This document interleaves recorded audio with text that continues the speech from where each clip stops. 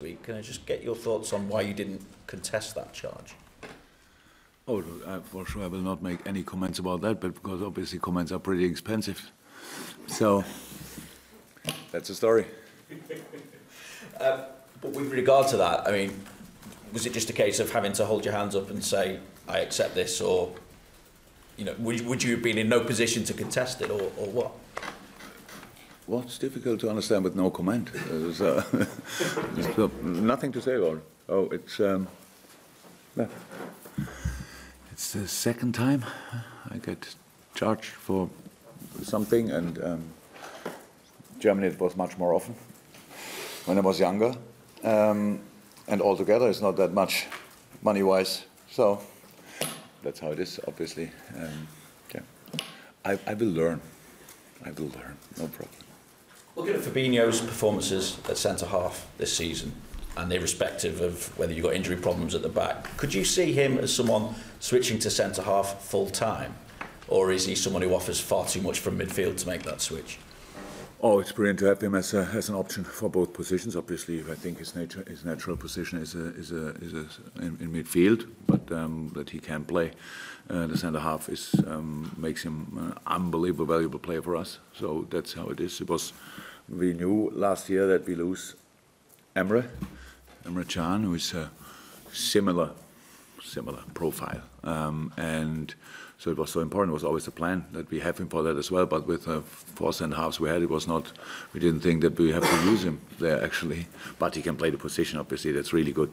That helps us a lot, and we will see what happens in the future. And I think he's a midfielder, and we will use him most of the time in that position. Obviously, United fans want to try and stop you winning the league. Ole Gunnar Solskjaer replied maybe when asked if he'd prefer if Spurs were to win the league. So what does this game mean to you? A lot. It's the only game we have at the weekend, and it's against Manchester United. It's a big one, absolutely a big one, and we have to. We know that it's a difficult one as well. So they are in a good moment, really good moment. They are physically strong. They have. They defend well, they attack well, they have flexible aids, they have the 2 goals they scored against Chelsea. I saw the game, obviously. And Chelsea was not that bad, as everybody made them after the game, but United scored in perfect moments and scored 2 brilliant goals. So full of confidence, all that stuff. That's how they go in the moment. That's clear. So we will go there, and we will be as good as possible prepared and try everything to get a result there. That's the plan. And but you never know. It's how I said, with 2 strong teams will face each other, and so it's open until the final whistle, and that we try to use that time. How different a United side, Jürgen, is this from the one that you beat in December? Oh, the way they play is obviously different, but it's now everything what I could say or will say or could say now is people would, or probably you make a story of it, that it sounds like kind of disrespectful for Jose Mourinho, and there's no reason for that because he's an outstanding manager. But it looked like in the end that they had a difficult time together, and they found a solution for them, how they want to improve that situation, and that obviously worked out. So since all is there, pretty much everything changed. We see the Pogba, Man United signed a couple of years ago. Herrera is in an outstanding shape. All the offensive players, they were all there, and they were all good before, but now they kind of are full of confidence and use all their potential. So that that's a big difference, of course. And yeah, sometimes how it is, you need some changes. And in football, it's very often a manager that it helps. It helps not always, but sometimes it helps. In this case, obviously it helps. So it's a different side, obviously a different style, but still united. And so they have all different ways in their toolbox to get results. They can still defend deep and all that stuff. They have to sometimes, and they play high pressure in different moments. So all that stuff, it's all there. It's good. Bayern the other night, Manchester United this weekend, and Everton after that, trying to stop your title charge. What is it like for you and the players being in the thick of this at the moment? there's Watford in the middle of the week as well, so we should not forget them. That's how it is. I don't think I'm not sure, but with Bayern for sure, it's nothing personal. It's they want to be as successful as possible. I think that's for Man United the same. If they have as a little plus that with 3 points against us we cannot be champion or whatever, I don't know if that is like that. If that's the case, it's a big game anyway. So it was always a big game and will always be a big game. So. We always were looking forward to play there. Actually, it's a good atmosphere. It's very exciting. All the stuff around. A lot of talk before. Don't like that too much, but that's normal. And at the weekend then Everton, yeah, after Watford, which is typical enough. Everton, of course, they have their own situation. I don't think that they think too much about our title chances. They have to sort their own situation. That's how all of us have to do. And so. To be honest, I didn't think a second about Watford so far, and not a second about Everton, and didn't think anymore about Bayern since yesterday. So we play United, and that's tough enough. Jürgen, there's a fantastic history to this fixture that goes back an awful long way. In terms of its importance to what it could mean for Liverpool between now and the end of the season, it could be a really massive game for you. Yes, so that's all true. I cannot write your stories, gentlemen. You have to write it by yourself, and we only prepare for a football game. So we have to prepare for a football game against a really good opponent, and that's it. So we cannot do more. I cannot go in a meeting with the players and tell them all about the history of the game and the influence. Yeah, of course, I'm a human being. Of course I know, and I'm interested in football. So I knew it before I came here. So there's no doubt about it. It's all good like it is. But we cannot make the game bigger only because in a decisive moment. We have to do anyway the best we can do, and if possible a little bit more. And that's what we need in that game because they are strong. But I know what you all have in your minds and stuff like that, that it's like maybe for us the worst moment to face Manchester United, for them it's the best moment to face us and stuff like that. It's all important. We all have to show that we are really ready for that game and, if possible, win it. And that's difficult, but it's possible and that's enough. We never have more chances before a game that you say, oh, it's already halfway done or something like that. It's so much talk always before football games like it was before the Bayern game. And at the end, we have to play it. And afterwards, then Bayern was more happy about the result than we were and all the things. For us, the job is really to be focused and concentrated on football. And so far, that worked pretty well out. We can do that, and we will do that again. But there's not a guarantee for any result, but for both teams. It's not that we go there and we are a weak opponent or whatever, and they think it's really the perfect moment, and Liverpool is weak here and weak there, and has a hole there, and big gaps on that side, and all that stuff. It's not like that. We are a pretty well organized football team with a lot of potential, and a lot of time we transform that in quality. And if we can do that again, then it will be a tough one for United as well. And you saw the Chelsea United game. It was so intense in the first 15-20 minutes, unbelievable. Both teams pressing everywhere and under pressure in all departments and in all areas of the pitch. So it's pretty likely there will be again like this. It's not likely that it will be two teams waiting for each other, making a mistake or whatever. We have to be lively there, and we will be. Great to have Virgil van Dijk back for a game of this nature. He was only missing for one match, but he's such an important figure for you. I'm sure you know about the Bill Shankly comment when he signed Ron Yates and called him a colossus. Sure. No, I didn't know that. Well, he was a big central defender that Ron Yates was one of Shankly's first signings, and he called him a colossus. And Liverpool fans are now saying, you know, Virgil van Dijk is maybe the new colossus. How important could he be for you in a fixture like this? Very, like he always is, but the most important thing was that we didn't miss him as much as, again, a lot of people expected us to miss him, because we defend as a unit.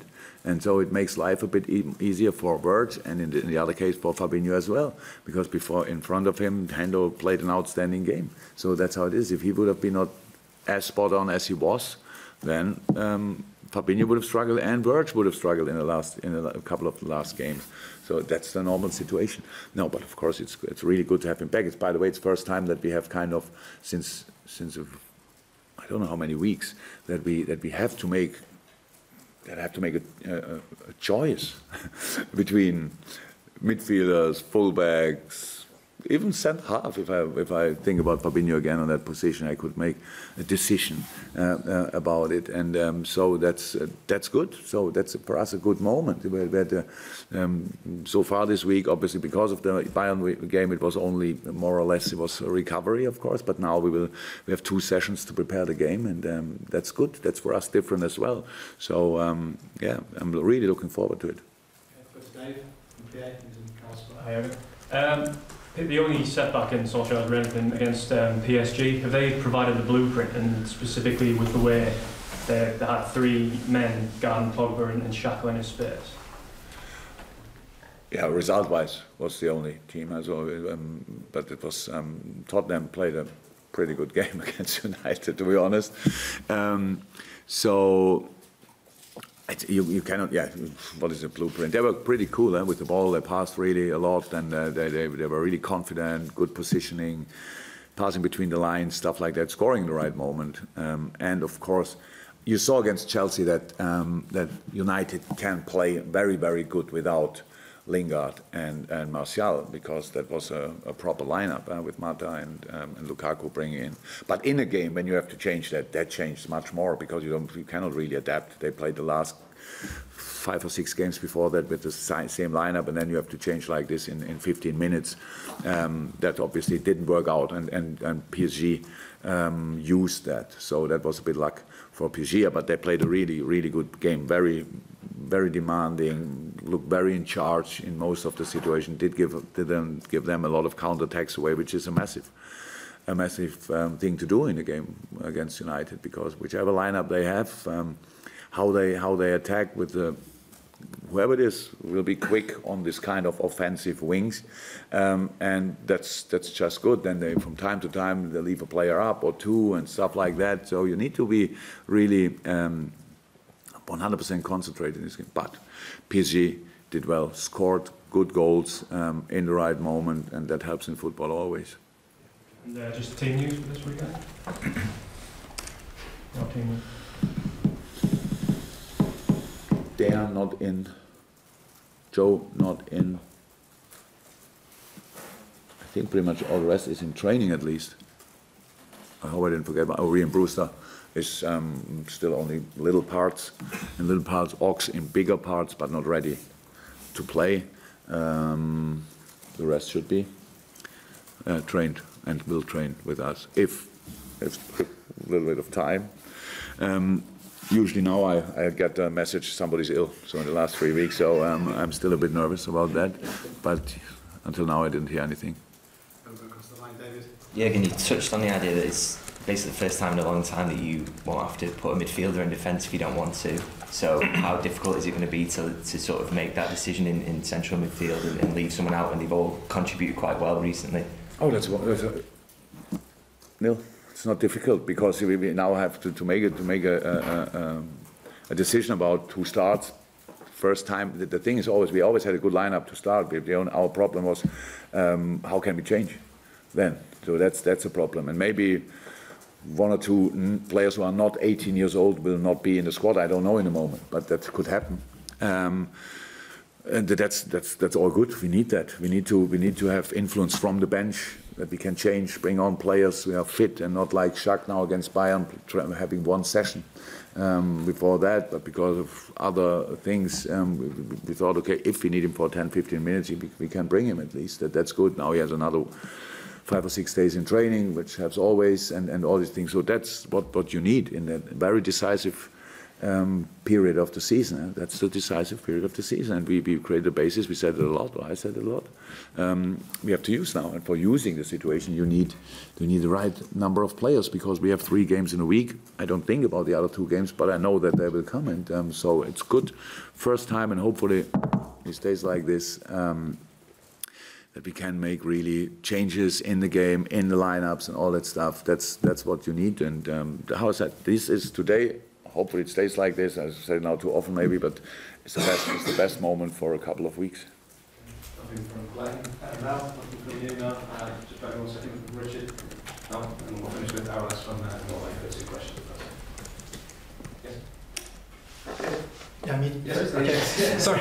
Hi again. How, as a manager, how impressed are you with the job that Solskjaer has done in United in just 2 months? It's exactly 2 months since his first game today.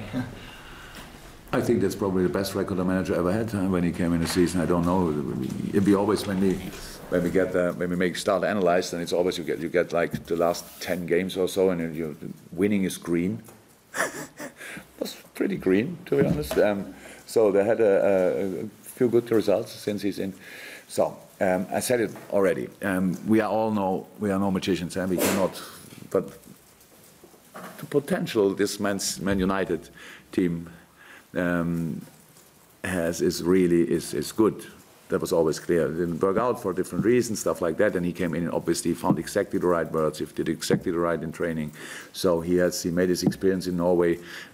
Obviously, people are not directly involved in football think that's not a proper football management. It's like Norway, what do they are skiers and stuff like that. But you have to do all the things you need as a football manager with players who have not the same potential than the players they have here. So, and it's nice. I'm really happy for him that he got the opportunity and to show his quality and his doing, obviously. And it's not the best news for us, obviously, but it's like this. It's for all Man United fans. It's obviously brilliant. They bring in and have all the things Sir Alex Ferguson stood for, and.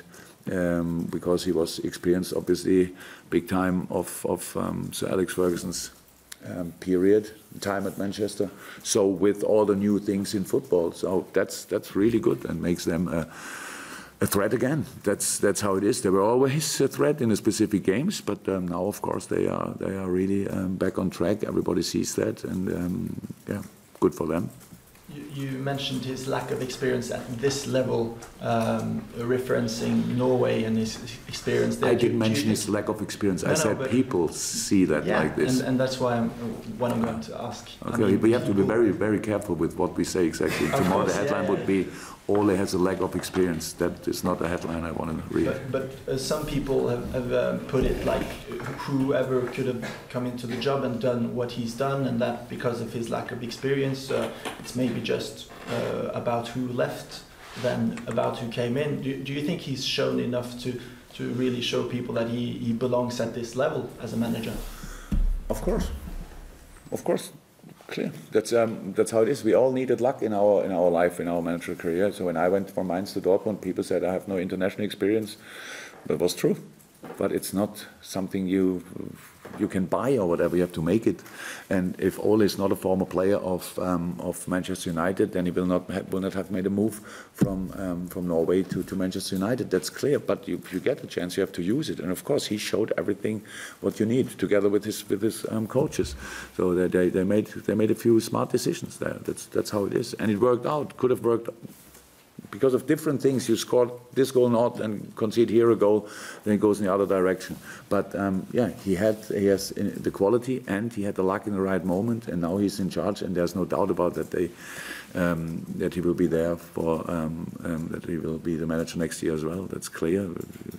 Can you imagine one situation when they say we bring in another manager and the new manager will lose one game, and then that's of course not possible. So he deserves that 100%. He made everything what you have to make to be successful with them. But so I think now we spoke enough. Yeah, of course. So you're sure he's going to be the permanent manager?